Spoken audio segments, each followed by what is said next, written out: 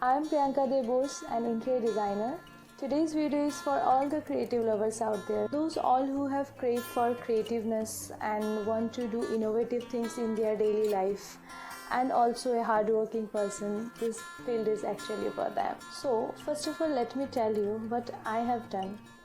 I have completed my interior designing course and become an interior designer.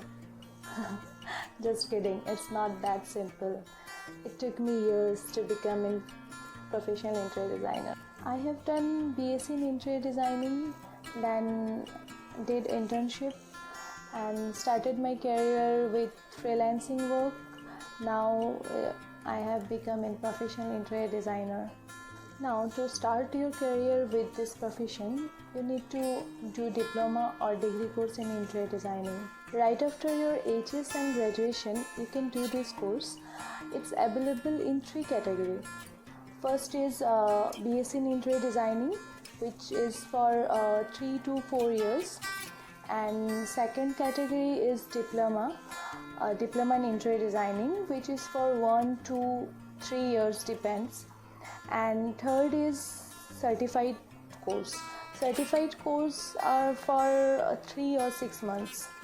Then come MSc in interior designing, which you can do only after your degree in interior designing. I mean BSc in interior designing. There is another way of start your career in interior designing if you know 3D designing.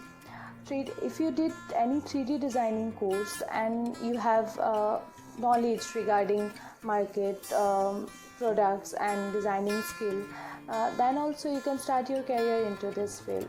Now in India, it's not important to have degree to become an interior designer. But my only concern, if you really find your interest or your career in this profession, then get education and try to know the baseline and the technical parts of this profession. It will help you to build up a strong foundation in your career.